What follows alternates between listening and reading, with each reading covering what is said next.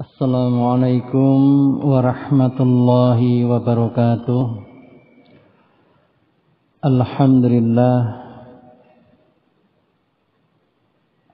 Alhamdulillahi rabbil alamin.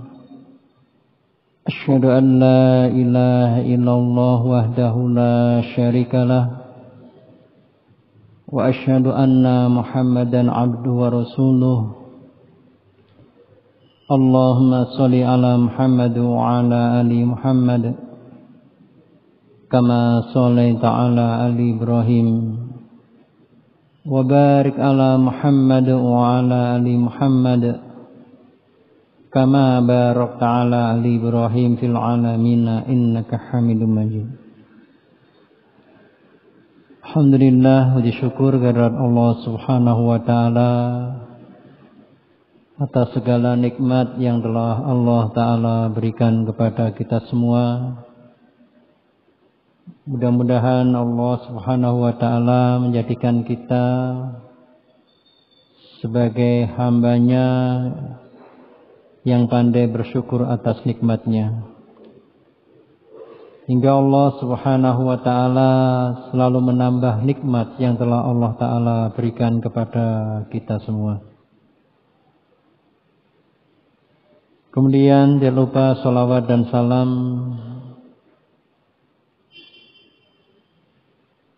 semoga tercurah untuk Nabi kita Muhammad sallallahu alaihi wasallam, keluarganya, sahabatnya, dan juga para pengikutnya. Hadirin rahimakumullah,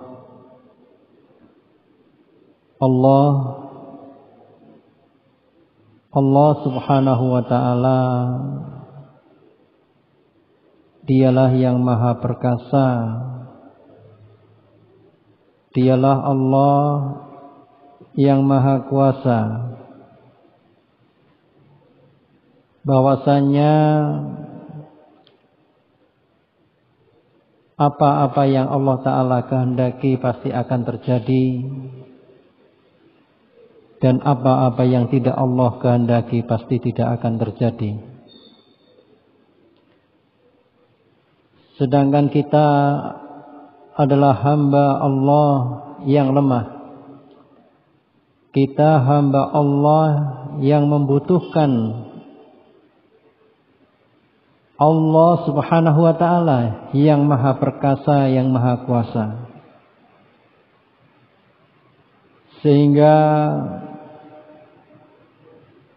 mestinya kita selalu memohon kepada Allah Subhanahu wa Ta'ala,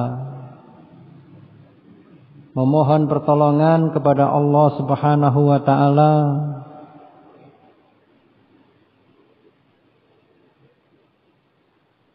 dalam menghadapi, menyelesaikan permasalahan hidup kita. Karena sesungguhnya mudah bagi Allah untuk menyelesaikan permasalahan kita. Mudah bagi Allah untuk menghilangkan permasalahan yang ada pada diri kita.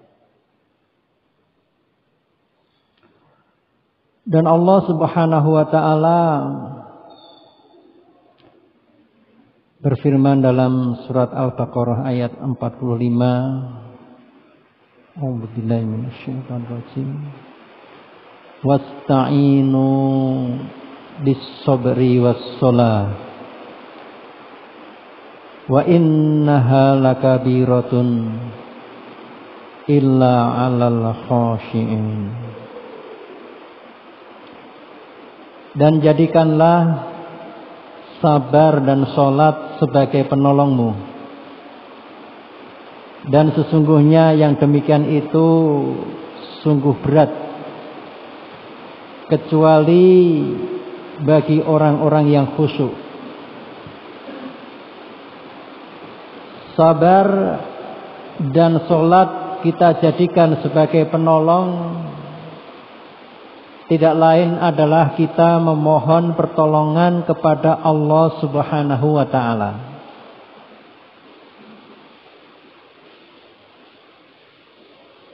Karena tidaklah kita sabar kecuali kita dalam ketaatan kepada Allah Subhanahu wa ta'ala.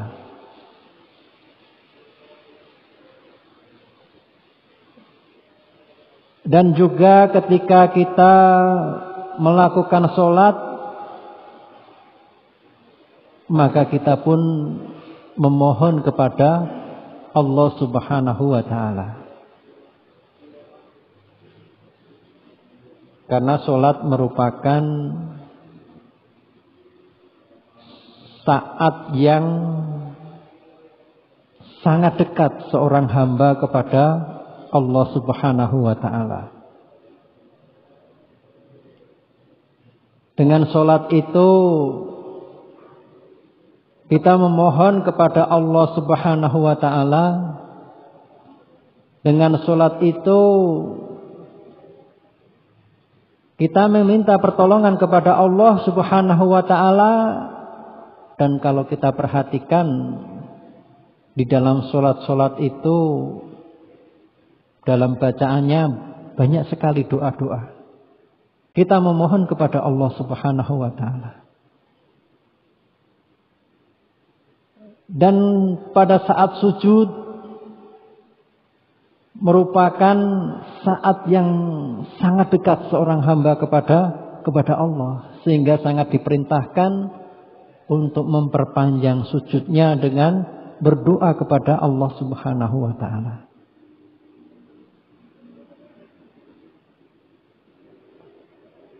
Dan sholat dapatlah mencegah perbuatan keji dan mungkar. Dengan sholat itu, dengan sholat seorang hamba hatinya akan menjadi tenang. Dan begitu banyak orang-orang alim terdahulu, bahkan Rasulullah Shallallahu Alaihi Wasallam, ketika menghadapi permasalahan, maka sholat 2 rakaat memohon kepada Allah Subhanahu wa ta'ala. Demikian juga para sahabat. Dan ketika kita ingat kisah Juraid yang difitnah oleh pelacur, ya, yang mana Juraid ini seorang yang taat kepada Allah Subhanahu wa ta'ala, ya. Tetapi karena dipanggil ibunya ketika sedang sholat tidak memenuhinya, sehingga keluarlah ungkapan doa dari ibunya yang dikabulkan oleh Allah Subhanahu wa ta'ala, yaitu Juraid bertemu dengan pelacur, ya. Janganlah mati sebelum ketemu dengan pelacur. Ya, jadi, dan akhirnya dipertemukan dengan pelacur, yaitu orang-orang Yahudi tidak suka dengan Juraid, kemudian difitnah. Nah, pelacurnya itu mengatakan bahwa dia hamil dengan Juraid. Nah, intinya bahwasanya kisah di situ ketika bayi itu lahir, maka Juraid dituduh bahwa itu hasilnya perzinahan dengan Juraid. Maka Juraid menyatakan mana bayinya, ya, dan Juraid sholat dulu 2 rakaat. Sholat memohon kepada Allah, kemudian menunjuk di pusarnya bayi itu dan dikatakan siapa bapakmu, dan akhirnya bayi itu bisa berbicara bahwa bapaknya itu si fulan, si penggembala, ya. Jadi ya dari kisah ini yang kita ambil pelajaran adalah memohon pertolongan Allah dengan sholat. Sehingga dengan sholat itulah mudah-mudahan kita dimudahkan oleh Allah Subhanahu wa taala ya. Jadi ketika sholat untuk segera sholat ya. Kemudian ketika menghadapi permasalahan ya, sholat 2 rakaat ya. Bahkan ya kita mengenal adanya sholat istikharah gitu ya. Sholat memohon pertolongan, petunjuk kepada Allah Subhanahu wa taala ya, terhadap pilihan yang akan kita pilih ya. Jadi gunakanlah sholat ya untuk memohon kepada Allah Subhanahu wa taala. Kemudian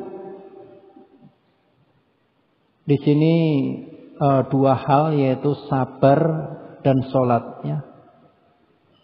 Wasta'inu bis-sabri was-shalah. Dan tidaklah bisa orang melakukan 2 hal ini kecuali mereka yang khusyuk.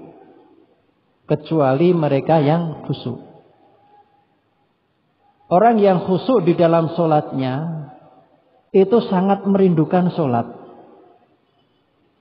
Dan salah satu hiburan Rasulullah Shallallahu Alaihi Wasallam dalam hidupnya di dunia itu adalah sholat.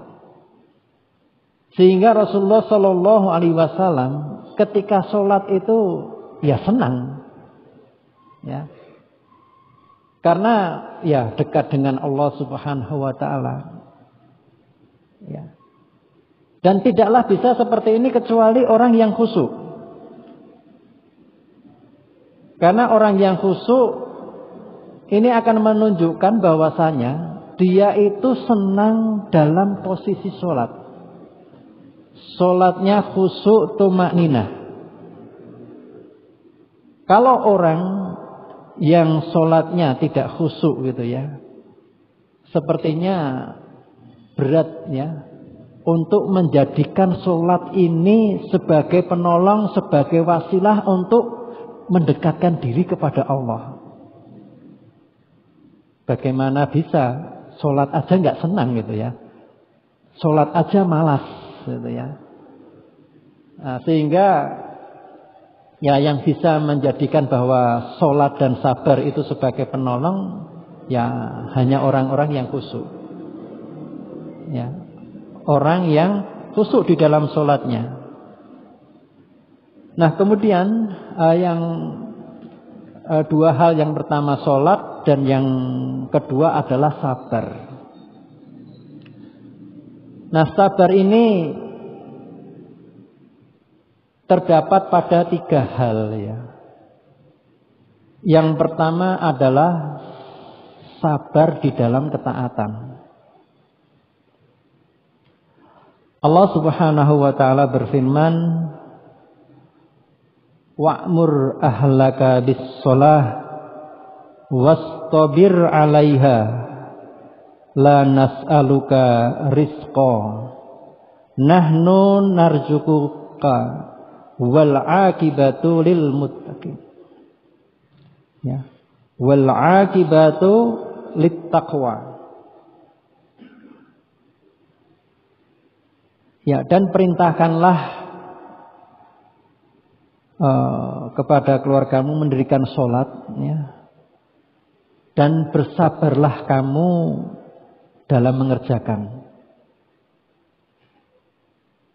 Kami Allah ya tidak meminta rezeki kepadamu, dan kamilah Allah lah yang memberi rezeki kepadamu.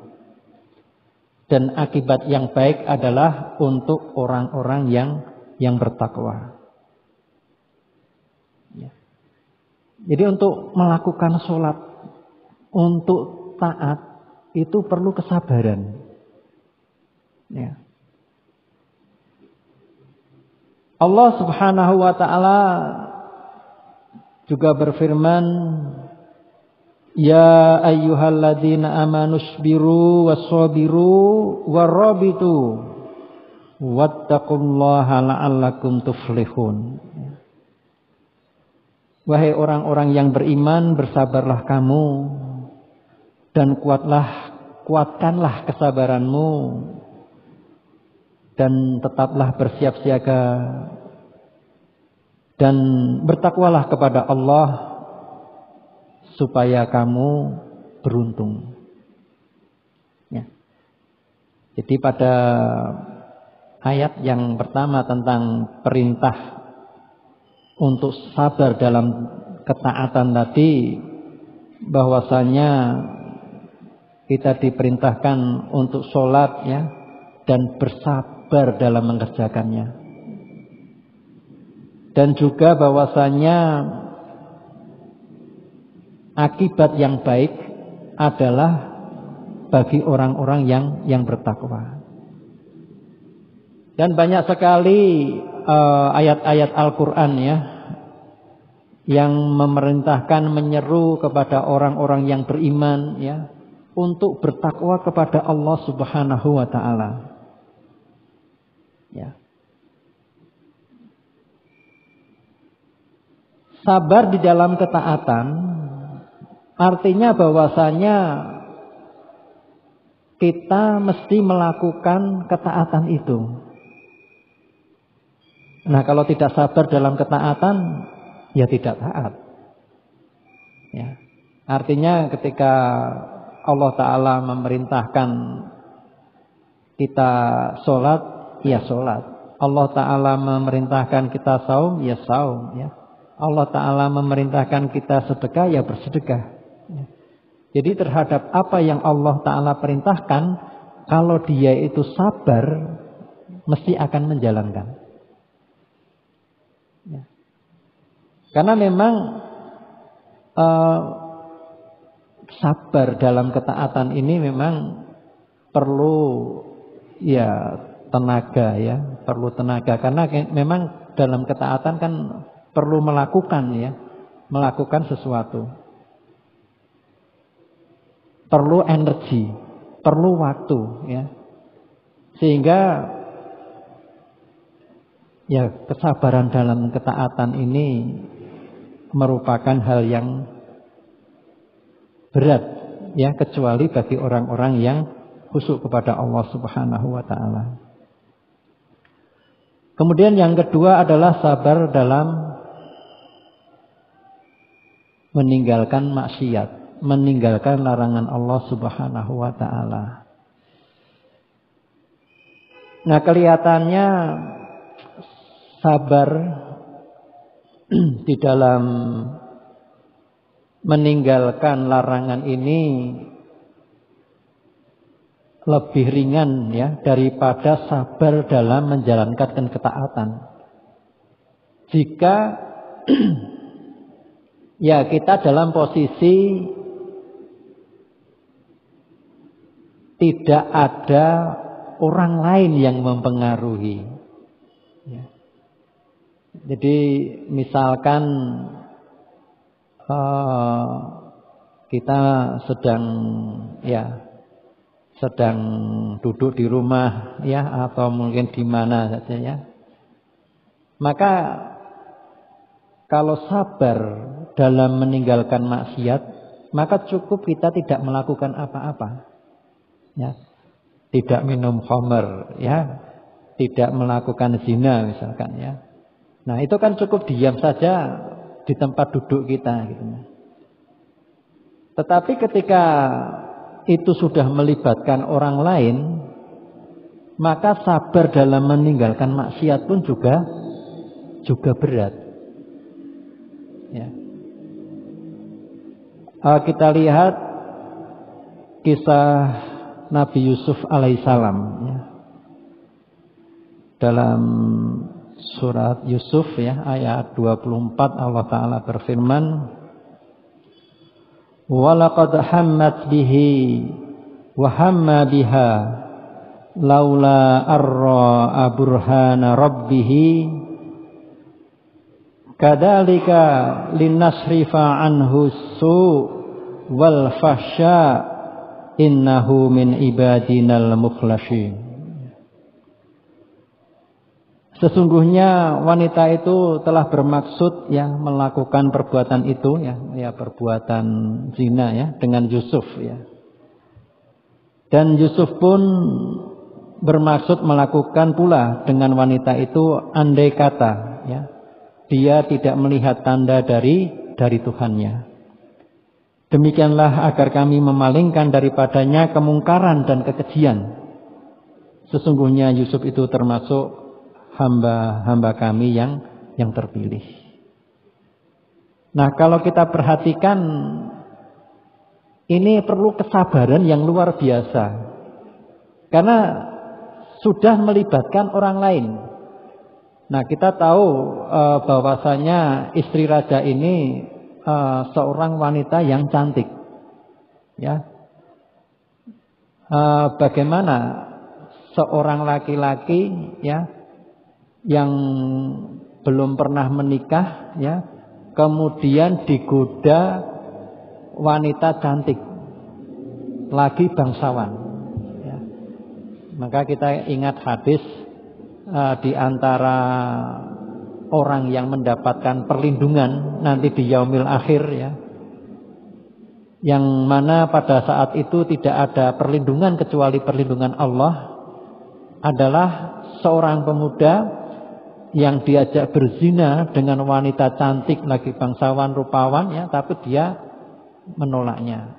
Nah, ini ya meninggalkan maksiat yang sudah melibatkan orang lain ini juga sangat berat.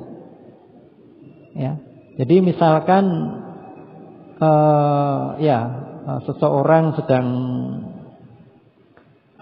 bersama dengan temannya ya, kemudian kalau dia mungkin mau beli khamr, itu mungkin nggak mau ya. Tetapi kalau dibelikan temannya misalkan ya, nah itu untuk menolaknya itu kan sudah perlu energi gitu ya, sudah perlu, karena itu melawan menawan nafsu ya. Kesabaran untuk meninggalkan maksiat itu melawan nafsu. Karena kebanyakan kemaksiatan itu kalau dituruti cocok dengan nafsu manusia. Nah, sehingga sabar dalam menjauhi kemaksiatan ini juga cukup berat ya.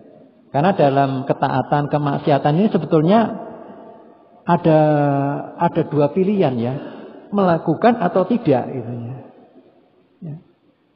Ya, jadi kalau sabar dalam ketaatan untuk meninggalkan itu sesuai dengan nafsu ya. Jadi memang misalkan sholat subuh itu ya, nafsunya itu kan pinginnya tetap tidur aja, enak, masih enak ya, kondisi apalagi dingin seperti ini ya. Nah, tetapi karena kesabaran dia ya, kesabaran kita ya dalam hal ini, maka kita pun ya bangun untuk memenuhi panggilan Allah Subhanahu wa taala. Ini perlu kesabaran ya. Kemudian kesabaran yang ketiga itu adalah sabar dalam menghadapi musibah. Nah, kelihatannya dari tiga kesabaran ini kalau kita lihat ya, kesabaran yang menghadapi musibah ini kelihatannya lebih ringan itu. Karena terhadap musibah itu sebetulnya bukan pilihan gitu ya. Apa ada di antara kita, aku dapat musibah aja lah, nggak ada gitu ya. Tetapi kesabaran dalam ketaatan dan kesabaran dalam meninggalkan maksiat, itu kan kita bisa memilih. Bisa menjalankan ketaatan atau tidak menjalankan ketaatan, bisa meninggalkan maksiat atau menjalankan maksiat. Tetapi kalau terhadap musibah ya, yang menimpa dia, ya maka sabar nggak sabar ya tetap kena musibah gitu. Nah, sehingga ketika kita memahami bahwasanya kita itu mau sabar atau nggak sabar ya, kalau musibah itu menimpa ya tetap mengenainya. Ya. Tetapi bahwasanya ketika kita bersabar terhadap musibah yang menimpa kita, yang itu merupakan ujian yang Allah Ta'ala berikan kepada kita, maka itu adalah lebih baik.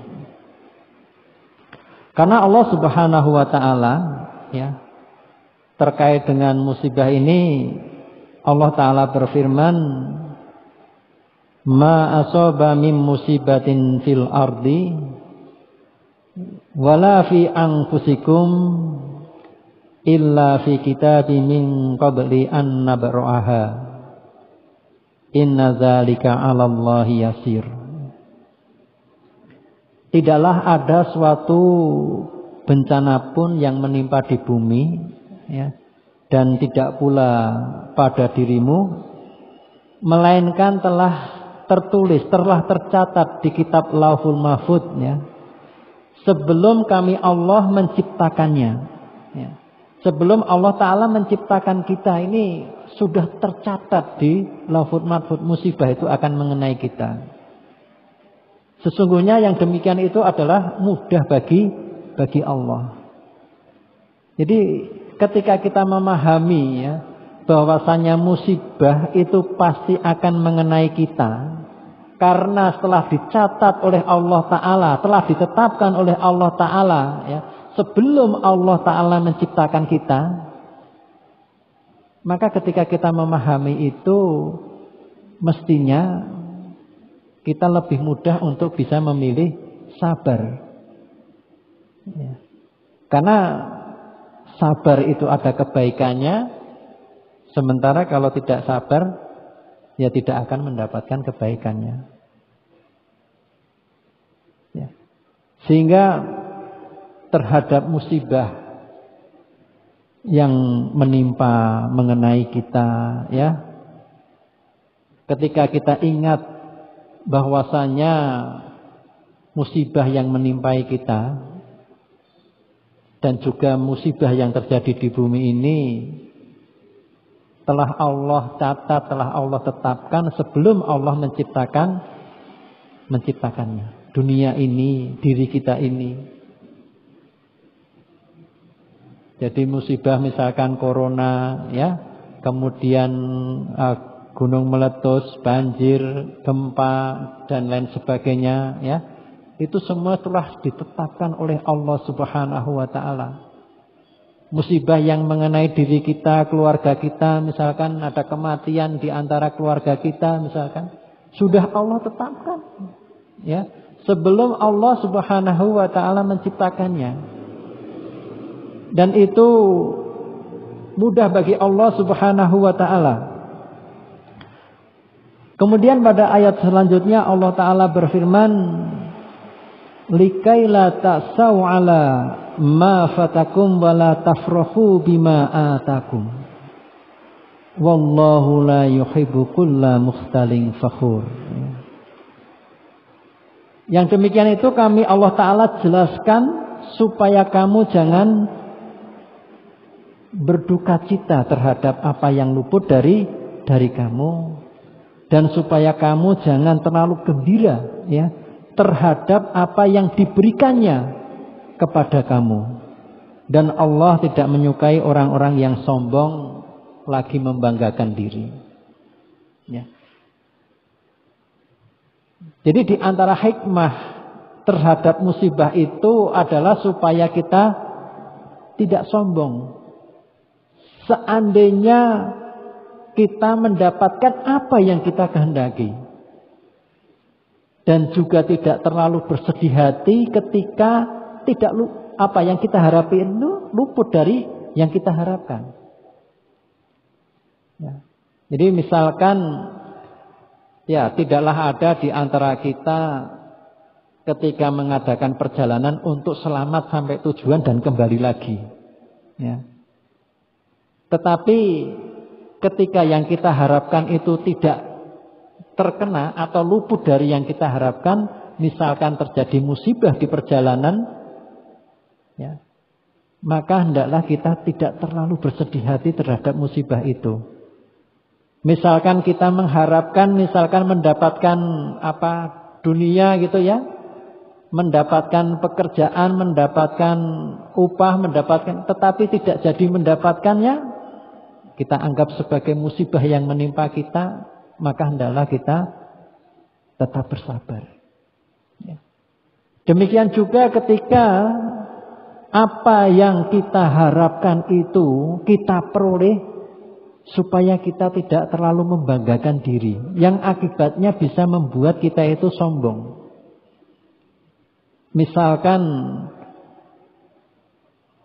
ada orang yang menyatakan, kok apa-apa yang saya harapkan itu semua tercapai lah, ya.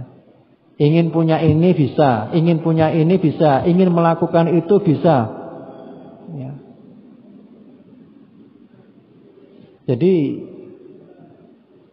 terus apa? Sombong. Aku hebat, aku bisa melakukan apa saja, ya. Padahal tidaklah dia bisa melakukan itu kecuali atas kehendak Allah Subhanahu wa taala. Jadi kalau kita bisa melakukan ini, misalkan kita berobat bisa sembuh, itu hanya karena Allah Subhanahu wa taala. Bukan karena kita yang hebat itu ya, bukan karena obatnya yang hebat ya. Berapa banyak orang yang hebat, obat yang hebat, ketika dikenakan kepada seseorang tidak sembuh-sembuh. Dan berapa banyak kejadian-kejadian yang kita harapkan tetapi tidak terjadi. Ini menunjukkan bahwasanya kita itu lemah. Maka hendaklah terhadap apa saja kita memohon kepada Allah Subhanahu wa taala. Dialah yang maha perkasa, dialah yang maha bijaksana, ya. Kalau Allah menghendaki mudah bagi Allah. Hadirin rahimakumullah, ini sedikit mengingatkan pada kita semua ya, untuk bisa memohon pertolongan kepada Allah Subhanahu wa taala melalui sabar dan sholat ya. Dan kita menyadari, mengetahui bahwasanya sabar ya, ketika tadi kita dapatkan dalam ketaatan ya, dalam meninggalkan maksiat ya, dengan dalam menghadapi musibah ya, tidak lain semua itu adalah dalam rangka meningkatkan ketakwaan kita kepada Allah Subhanahu wa taala. Ya. Jadi kalau kita lihat banyak sekali ayat-ayat dalam Al-Qur'an itu ya, Allah taala menyeru kepada orang-orang yang beriman ya untuk bertakwa ya. Yang secara mudah kita fahami takwa itu yang menjalankan perintah Allah, meninggalkan larangan Allah ya. Dan kesabaran dalam tiga hal tadi ya tidak lain ya menjalankan perintah Allah dan menjauhi larangan Allah.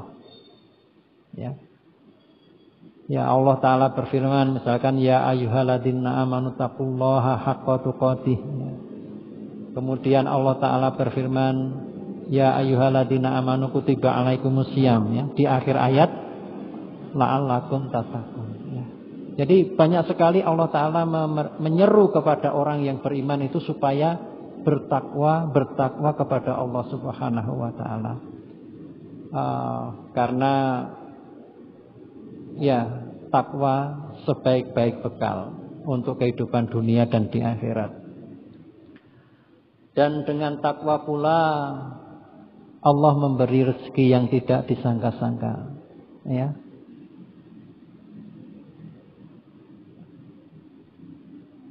Wa may yattaqillaha yaj'al lahu makhraja wa yarzuqhu min haitsu la yahtasib. Ya. Dengan takwa itu Allah menjadikan jalan keluar terhadap permasalahan kita. Dengan takwa itu Allah memberi rezeki dengan arah yang tidak disangka-sangka. Dengan takwa itu Allah memudahkan urusan kita.